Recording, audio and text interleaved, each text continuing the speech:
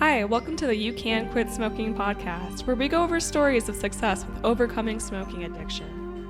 Many people have moved through this radical transformation and use smoking as an opportunity for inner growth, with deeper self-awareness and a greater capacity for compassion. So many have done it, and you can quit smoking too. I'm your host, Jesse Hartnett, founder of Honor Your Heart. I'm here today with Stephen Koepfer. I'm so excited to be here with him. Stephen, can you introduce yourself? Hey, my name's Steve. I'm a resident of New York City, lifelong, and I am a career martial artist and stunt performer, and I work in the television and film industry with a little detour of about 10 years after college and grad school working as a art therapist in pediatric oncology. So my life road has been pretty windy. Yeah, a lot of variety there Yeah. and very interesting background. And so talk to us today about smoking. What's your story with smoking? I was trying to think about what my story would be because it's so long. I smoked for 24, 25 years. Unlike a lot of people, I did not start in my high school years and stuff. I actually started when I was 18 in my first year of college. I did 3 semesters in France studying medieval archaeology, which had absolutely nothing to do with what I graduated with, but it was an opportunity, so I did it. You're 18 and it's the 80s and the dollar is killer and you're living in a foreign country. Over there, I started smoking a lot of rolled tobacco mixed with hash. We started smoking hash, right? And then still, I was not just smoking plain old cigarettes. Tobacco for me was just a vehicle to smoke other things. And then when I came back to America, I didn't have access to hash, so I just kept going with the tobacco, and then it was just downhill from that point on. The funny thing is, like, I grew up with a family of smokers. My dad was a smoker. I remember him trying to quit many times. There's a family story that one of the biggest and first fights that my parents ever had when I was a kid was over my dad smoking because my mom was a non-smoker. And they caught me at age, I don't know, 6 or 7 or something with his pack of Marlboros pretending to smoke. And Yeah. my uncle smoked, and a lot of people in my life smoked. My grandmother, I grew up with my grandmother, my father's mother, who was a lifelong smoker, who died of emphysema and cancer living with us. We were her caretakers. My entire life, I only knew her as an older, sick person with lung cancer and emphysema. She smoked her way through it, the whole way through it. Like, she's the stereotypical old woman carrying the oxygen tank in one hand and the cigarette in the other hand. You know what I mean? So this is the environment that I was raised in, but I never actually picked up a cigarette myself until my first year of college. And then I quit in 2010. So you're talking 24, 25 years later. I finally, after several attempts over the years, I had broken my leg. I was preparing for a martial arts competition. I was going to go compete in England. During training for that, I broke my left leg in 2 places. And that led to several months non-weight bearing, bedridden life. And I decided to make quitting smoking part of my rehab of all that experience. And what really kind of pushed me was a friend of my wife and mine recommended a book to me called The Easy Way to Quit Smoking. I don't know if you ever heard of it, by Alan Carr. Yeah, I've read it. Yeah, yeah. So if you want a very small sample size of my wife and I, because she was a smoker too, like, it didn't work for her, but it totally worked for me. And I think part of the reason it worked for me was because I was stuck in bed and had nothing else to do. The book encouraged you to smoke through the book. But once you get to the end of the book, that's your last cigarette. So I sort of timed that. I finished the book when I was allowed to walk again and start going to rehab. And so I just made quitting part of my plan. So for me, it was very contextual. I'm a very goal-oriented person, so it worked out for me that time. And that was in 2010, so that was quite a while ago. But along the way, I've just been involved in cultures that embrace smoking, and I'm not afraid to say I enjoyed smoking. There was guilt over it, but the guilt was not because I was doing something unhealthy. The guilt was because everybody else was telling me I was doing something unhealthy. But I actually enjoyed it, and I was training through it. I was very fit, and I had all the rationalizations everybody could have. I'm totally fit. I'm a competitive athlete. I'm a coach. I do all this kind of stuff. It doesn't affect my performance, this, that, the other thing. But eventually, you just take stock of your life and realize, yeah, this is really stupid. The end result of that entire book is just like when you finish the book, you really feel like, wow, I'm a dumb idiot. Yeah. you know, like, what am I Yeah. doing? The book is Deprogram People from Cults or something like that. It's literally just walks you through all the reasons why you're an idiot for having done this for so long. So, yeah, it's been 16 years. I still get cravings now and then. And for me, the cravings, they're not so frequent, but they do pop up like during super stressful times. You know, they say you're only as good a non smoker as you are as you can handle stress. And then the other time are sort of these romanticized moments. Like, I will still, like, when my wife and I are driving around, let's say we're in a new neighborhood or we're traveling somewhere and we're driving through the neighborhood and looking at houses and we see a house with a nice front porch or something. I'll always say, like, oh man, I'd love to just sit on the porch in the morning and have coffee and a cigarette. You know what I mean? Like it's still a thing. Or like when I see movies where they're like sitting on the beach at sunset having a cigarette. Like the romantic Yeah. social aspects of it still are ingrained in my brain. So I'm not one of those people that could pick up a cigarette and once in a while. It's all or nothing for me. I'm done. Like I just consider myself an addict forever. I know if I picked up a cigarette, I would start again. At my worst, I was like a 1 to 2 pack a day, or I was smoking a lot, especially when I worked in the hospital. You have your relationship with the woman in the food truck outside who would sell cigarettes. You know, they would sell Lucy's. That's how you know when you're really bad. Like you can just buy one from someone. But and it's like, Yeah. hey, do you sell Lucy's? Yeah, yeah, I have Lucy's. And then so that was a part of our relationship, you know, was smoking. And then working in the hospital, you may have heard this before from other people, but working in the intense situations that we worked in oncology, and I worked also in ER and intensive care. All of us smoked. We all smoked. We would value our smoke breaks, our breaks to go out. And I worked at Maimonides Medical Center in Brooklyn. The oncology clinic was connected to the main building by this sort of outdoor hallway with like a covered canopy. It was like a hallway, but outside between the buildings. And Hmm. along that hallway was the door to the morgue, right? And there were literally times where we would be standing out in that hallway smoking right next to bodies waiting to go in the morgue. It was just like part of the deal. We all smoked. We all knew it was crazy. We all knew we were working with people who had cancer and all these other horrible diseases, but we just did it anyway. It was just part of the culture. And even when I was younger, I played in bands. I'm a piano player. I played in a lot of bands up through grad school, and we were always smoking. And then even early in my years in art school, like once I started college, the art world in the 80s, everybody was smoking. I was just surrounded by smoking. So I tried to quit a few times over the years, but once I had quit for about 3 years, and then my father passed away, and that just put me right back on with a vengeance, I guess. But Yeah. yeah, that's the Cliff Notes version. It's hard because it was such a big part of my life for so long. It's hard to tell my smoking story because half of my life is my smoking story. Right. And all these different places you went and relationships, and it's just kind of woven throughout it. And I just think that's really great that you use that opportunity because that sounds miserable. I've been on bed rest, very short period, but it's not easy mentally. No. I'm just kind of wondering what your perspective was on it, that you were like, hey, doing a hard thing, might as well do another hard thing. Or if they're kind of wrestling, like those excuses that we go to, you know, where it's like, oh, I'm stuck here. I might as well have something that I want. Like, what was Yeah. the thought process with that?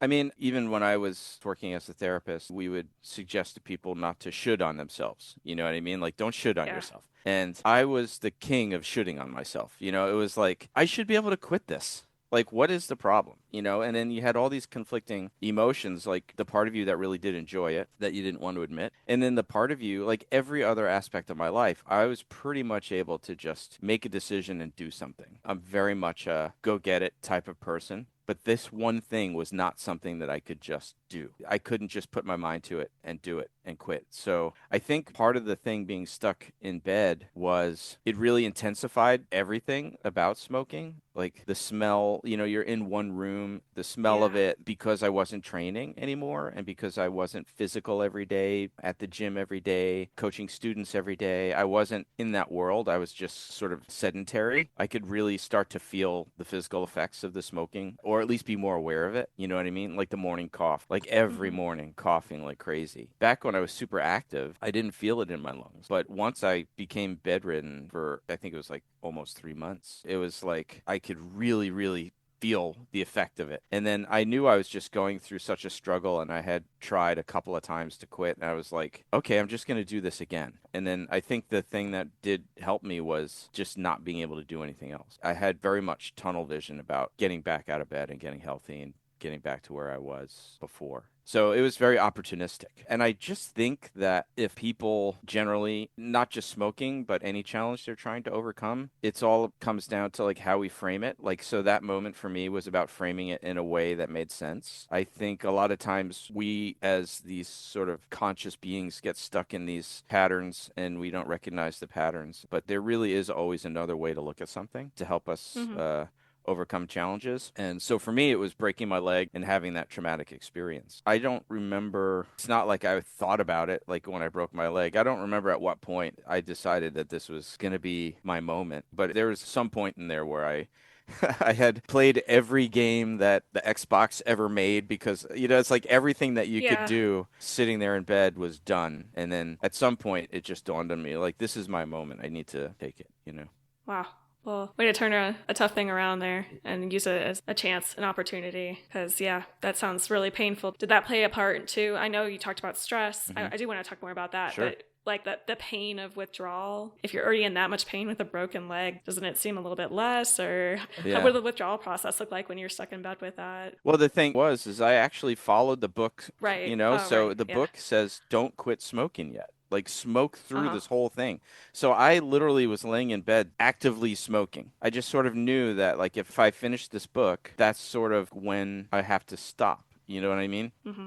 So I didn't try to quit while I was in bed with a broken leg. I actively smoked through that whole thing. But the fact that I was inactive and sedentary at that time just made it so much worse. That's what I mean, like by really being able to feel the effects of the cigarettes and not hide it behind all these other veneers of my fitness or this myth that you tell yourself, like, well, if I stay super fit, that counteracts the effects of the cigarettes. Like you tell yourself all these lies while you're smoking. But in that particular situation, I was not able to lie to myself. It was just very apparent. And then I forget who it was that recommended the book to us. I'm not big into self-help books. I tend to think they're a bunch of hocus pocus, but that one worked for me. I don't know. It was like whatever. It definitely did the trick for me. My wife, it took another bunch of years to quit. And that was a big challenge actually because I had quit. So I quit 16 years ago and she quit 10 years ago. So there was 6 years where we were living together. She was a smoker, I was a non-smoker. And that was a challenge. She was trying to quit, but she also enforced a rule on herself to not smoke inside. So smoking was only outside, and that made it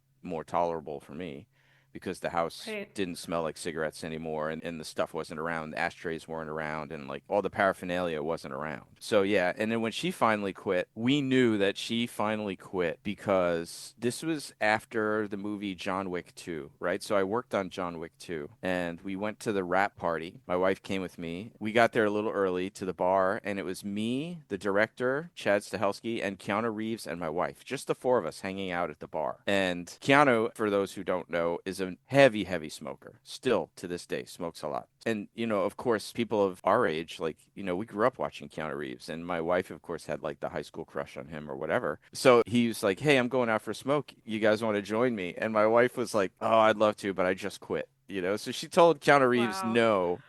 And then I remember I turned to her, I said, wow, you really did quit. This is official now. You just turned down a cigarette with Keanu Reeves. No kidding. Yeah. Yeah, that must have been tough, but yeah, you can make it work. I feel like sometimes people are like, how can I quit when, I have a partner in the home? But it really comes down to your own personal decision. And Yeah. And I think it's like my mentor used to say to me, like, how do you eat an elephant? Because back in the day when I was in college, one of my internships at Bellevue Hospital, I worked in the recovery program.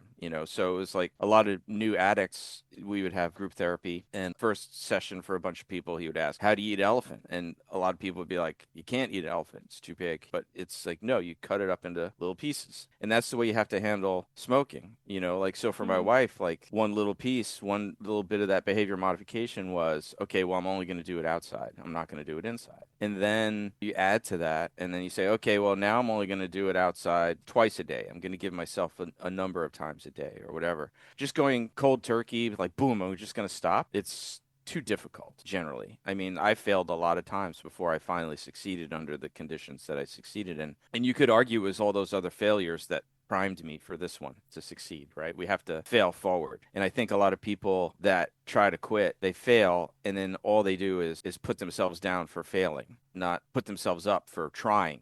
You know what I mean? For trying to quit. Like the trying is the success. The failing is irrelevant. Yeah, I think too many people, myself included, when they try to quit and fail, the failure becomes the focus. We will get back to the conversation in just a moment. If you're listening to today's story and feeling a bit of that familiar tension in your own journey, I want to share a resource with you. We all know that a craving is just a temporary sensation, but when you are in the middle of it, that feeling can take up a lot of space. I put together a free mini course called How to Survive a Craving. It's a collection of specific tools and mindset shifts that I use to navigate those hard minutes and stay connected to my true desire to quit. You can grab it for free at honoryourheart.net/craving, so you have those tools ready for the next time you need them. Now, let's head back to today's episode. Oh yeah, that was me. But I kept trying again and again, just hoping. But like in my thought process, I'd be like, you can't do this. And it was really cutting me down. It wasn't until I actually believed that I could do it that I could. So Yeah. I think it was from the practice that I finally felt like I could, because of all the long time periods I'd gone, where I'd gone months. It's like, okay, I know I can work through cravings. It's just, I gotta like figure out what's going on with stress. So what did you end up doing to adapt to stress? Like you said, that was a huge part of your pattern. What alternatives did you find rather than smoke and hurt yourself? How did you Yeah. cope with stress? Yeah, I'm always pretty good under stress, just like the kind of professions that I do. I have to handle stress and function well. But I think it's not the stressor so much. It's like when things are a surprise, and it's like it changes the level of stress when something happens that you're not ready for. So, like my job in oncology, or even as a stunt performer now, like I go into these very stressful situations on film sets, or even when I used to be a competitive martial artist. You could argue like that's stressful. You're in performing in front of all these people and whatever. But that was like you had time to prepare for all that. So it wasn't a shocker. But say like after I started again when my father died, that was a sudden thing. It was a sudden death. It wasn't expected. We weren't prepared for it. It was like bam, it hits you. Yeah, And so I that's hard. think, yeah, that's the hard part. One interesting thing is like even as in my career as a competitive martial artist, and I smoked through the whole thing. I would go to, let's say, another country. I would go to Russia a lot, or Europe, or wherever to train, big training camps with US teams and stuff. The whole time I wouldn't smoke. I'd go to Russia for 3 weeks and not smoke at all and not miss it. But I was so focused on the training that I didn't think about it. And then step off the airplane at JFK, first thing I do is light up a cigarette you know Huh. and I would tell myself, like, what's going on here? I just went 3 weeks without a single cigarette. And as soon as I come back to this environment, that's the first thing I do. So it's like you said, like, I knew intellectually I could do this. It was not about that. And that goes into the lies, where you tell yourself, oh, I could quit anytime I want to. But, Right. it's like not really like that. You know what I mean? So in terms of your original question, stress, I think it was a bit of a mind shift for me in accepting stress as a part of having a good life. Like my mom is a Buddhist. I was raised under a Buddhist mother and a non-practicing Christian father, right?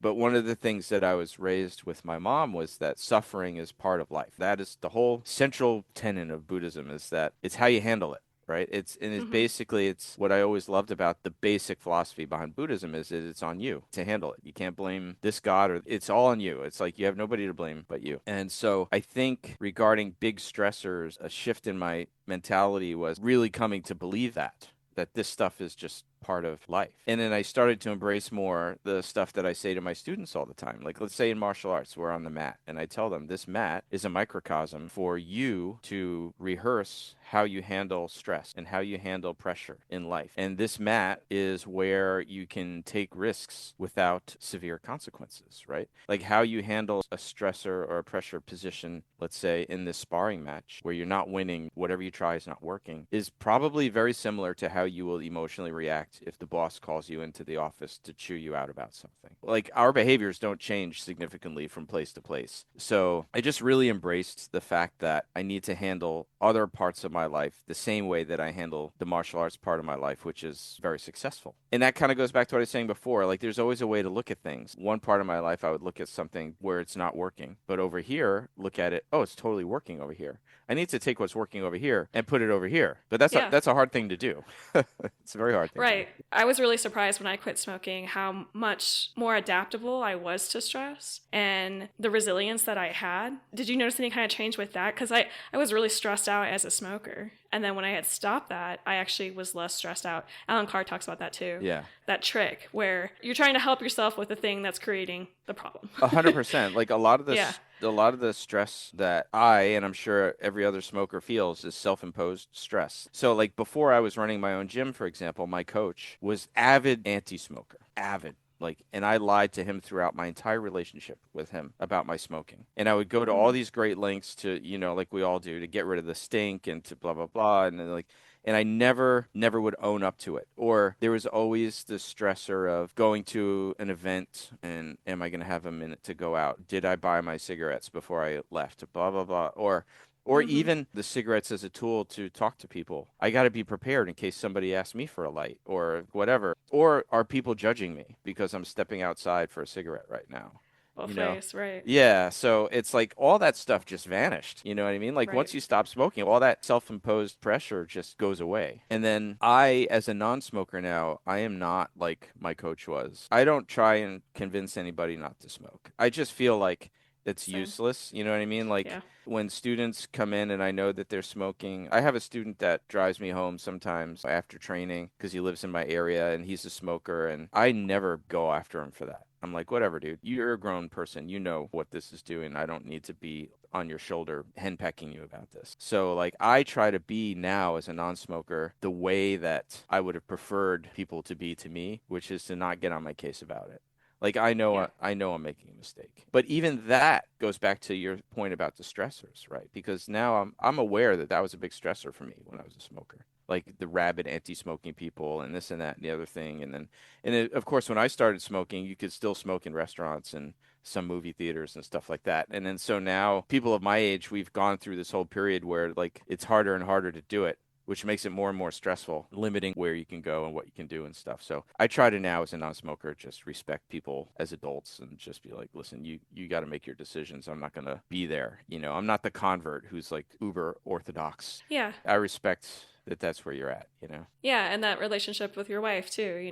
It's Sure. ineffective, I think, to use guilt Mm-hmm. or fear or any of those tactics. Like, or no one would smoke, right? Yeah, yeah, We get yeah. plenty of that. Yeah, totally, totally. Yeah, has to be internally motivated, I think. It can be tough when you're in that in between phase when you know you want to quit and you can't. So that's like where I like to support people. I mean, my uncle, my mother's brother, also was a lifelong smoker. I've only ever known him as a smoker. Like my grandmother, he ended up having cardiomyopathy and he got a heart transplant and he had to quit smoking in order to get the heart transplant, right? And Yeah. he managed to do it enough to get a transplant, but as soon as he got the new heart, he was sneaking cigarettes here and there. Like I understand how alluring that, I mean, how hard it is and how seductive it is and everything, and how your brain can tell you that it's really not that bad and all this kind of stuff. So, like you said, like guilting people and dropping the hammer on them and stuff, it's actually going to make them smoke more, I think. It's like Yeah. they'll come back. Even if they don't come back at you directly, it's in their brain like, oh, yeah, well, I'll show you,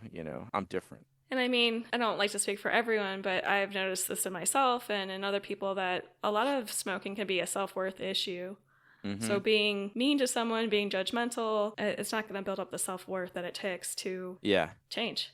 Well, and I also think that, yeah, it's not helping the smoker's self-worth, but I also think it says something about the person that's putting that out there, about Yes. their self-worth. You know what I mean? It's like, why is it so important to you to, To be better. Yeah. yeah, to do this, to show that you're a better person? It's like a superiority thing. So, Totally. So, you've talked about some of the benefits with stress and your health in general, but I'm just curious, like, if you had to pick one, like, what's one of the biggest benefits you've gotten from quitting smoking? wow, there's so many. But honestly, the first thing that comes to my head is financial. Like when I Yep. when I think back, like I don't even know how much a pack costs now. But in 2010, when I quit, it was already like $9, $10 a pack. And then especially like another myth. Oh, I'll smoke the all natural American spirits. Like you find all the so like Yeah. yeah, this is healthy cigarettes. But so you'd pay a little more for those. But I can't even imagine like what it costs now and how much money I mean, if you think about it, let's say I was definitely at my worst like a pack a day, sometimes pack and a half a day. Like especially if I got into this meditative zone because I write a lot, and I'll be sitting at the computer writing for hours, and then you just kind of like a drone just going through cigarettes, and then before you know it, you finish the whole pack in like 4 hours, and then you got to run around the corner and buy more. So $10 a day for years, like the amount of money, I just feel like I could have a new car right now. you Yeah. know so yeah, right off the bat it's financial, but also I just feel better about myself. Honestly, it's just like you said, it's about self-worth. I feel good just knowing that I quit. I don't feel good bragging about it or talking about it or anything like that, but just knowing it for myself that yeah, I was able to do it Yeah. makes you feel good. It's an accomplishment, especially when it didn't come easy. for Yeah. so long. Yeah. Yeah, for sure. So someone that's in it, they're struggling, they want to quit, maybe they've tried. What word of advice would you have to them? I would go back to what I said before. I would say focus on the trying, which is a success for you that you tried. Try not to focus on the fact that you didn't actually quit. Don't focus on the quote unquote failure. Like, I'll just say failure because I'm not sure what else to call it, but the unsuccessful nature of your attempt to quit, don't Mm-hmm. focus on that and focus on the fact that you did try to quit. And then, like, let's say you did quit, for a month or 3 months or something. Count that as a win. Yeah.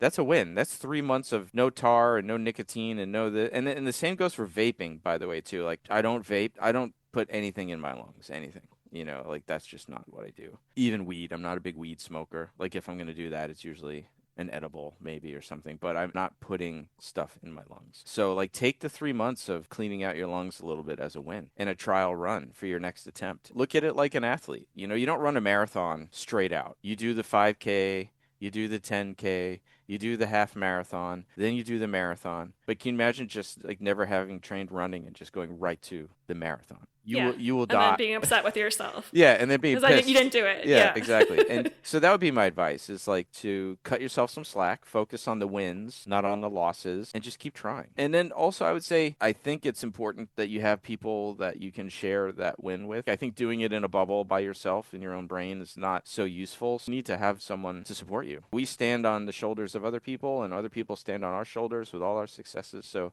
nobody does anything in a vacuum. You always Yeah. need help. So I would say even if it's just one person that you can celebrate the win with and get some advice and get some consoling when you go back to that cigarette and then all those emotions flood back into your head like, I couldn't fucking do it, or I'm such a loser, like I'm weak, or this or that. All those thoughts that come into your head when you started smoking again after quitting for a period. Find somebody. You got to have a support system for sure. Doesn't have to be a group. It doesn't have to be whatever. It could just be one person, but somebody. Yeah. So it's not all just an internal exercise. That's great advice. Thank you. Oh, my pleasure. And I want to talk more about your podcast, which is awesome. I loved it. Oh, yeah. Thanks for You listening. got me hooked on a new show, so thanks for that. Well, vice versa. That's one of the cool things about podcasting. I told some of my friends, like, oh, I'm going to go on this podcast about quitting smoking. And I listened to, like, probably now 4 or 5 or 6 of your episodes. And it's like, Oh, wow.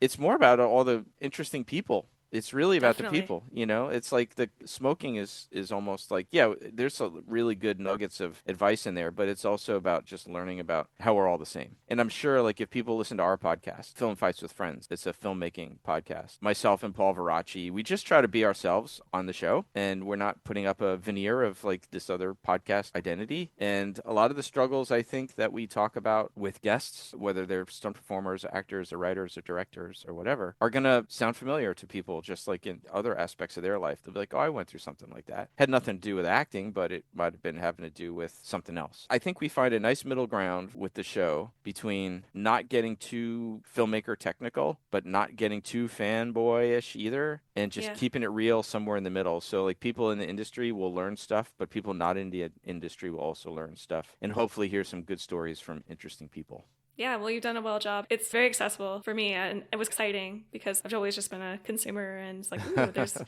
Yeah. lot that goes into this, and it's super interesting. So Yeah, I thanks. thought it was awesome. Thanks for tuning in. That was a nice surprise. Yeah, and there's a lot of different perspectives to look at it too. If you're a fighter or Mm-hmm. an actor or any kind of interest you have around it, so I thought it was a great cross sectional thing. I think what's cool about the show, at least brush our shoulders off a little bit, is like a lot of these Hollywood style podcasts, they all have this cookie cutter formula like, okay, Okay. so how'd you get into the business? Blah blah blah. What'd you do? How'd you start? Blah. They just start at the beginning, and a lot of times it gets real boring real fast. It's like the thing with guests is they have the same stories. People have their stories that they tell. And I think the challenge of an interviewer is to try and have them tell new stories. The way our show works is we start with a fight scene or an action sequence from a movie. So we're essentially starting in the middle of their career. We're not starting at their current project and we're not back where they were. We ask them, like, what's a favorite action sequence that you were involved in that we could talk about?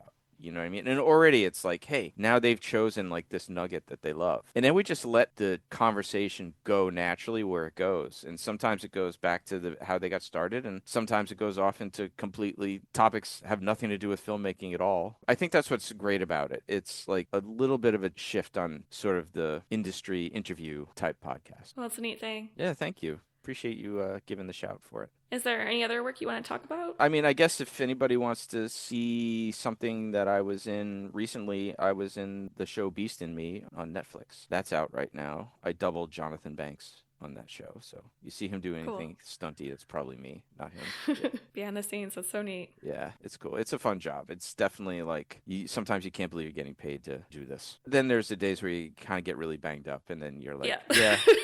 Thank God I'm getting paid to do this. Yeah. You know. Yeah. I don't think it's for the faint of heart. So. Well, that's to tie it back to the smoking. I mean, I was on this episode of Blue Bloods, this last season of Blue Bloods, and I had to do a stair fall. I had to fall down a flight of stairs in this warehouse, and I got banged up pretty good. I mean, not bad. Like, there's a difference between hurt and injured. I wasn't injured, but it was definitely like there was some sore spots, and like that would have been a time in my smoking life where I would have went offset somewhere and had a cigarette. Again, it's going to help with pain management, or I'm going to like whatever, which actually is the worst, right? It actually raises your heart rate. It does all the stuff to make you experience the pain more, but that would have been a moment where I would have been running for a cigarette. Once they said cut, I would have been like, okay, I need a break. Yeah. Instead, you're taking care of yourself and healing up quicker for it. Exactly. Well, right on. Thank you so much for coming on here, telling us your story, and sharing some great advice. I really appreciate it. Yeah. Thanks for having me. I saw it on the Reddit, and I was like, oh, this sounds like something cool. I'm glad I reached out. No, it's great to have you a part of it, and a really unique take. Everyone has their own thing that's like, this is my time. So I'm glad that you were able to take something so hard and turn it around, and now your whole life is changed because of that. Well, I appreciate that. Thanks. You're doing good stuff for this podcast, so keep it going. It's great. Thanks. I love it. All right, everyone. See you next week. Take care. I hope today's story inspired you as much as it did me. When we hear stories like this, it's a powerful reminder that change is possible. If you're ready to start taking those steps for yourself, I'd love to help. I put together a free mini course called How to Survive a Craving to help you access tools to get through temporary cravings and hold fast to your true desire to quit smoking. This course is the stuff I wish I knew when I was practicing quitting, and I've put what worked for me in one place for you. You can grab the mini course right now by visiting honoryourheart.net/craving. Until next time, remember to treat yourself with kindness and to cherish the gifts of your heart. I'll talk with you soon. Thank you.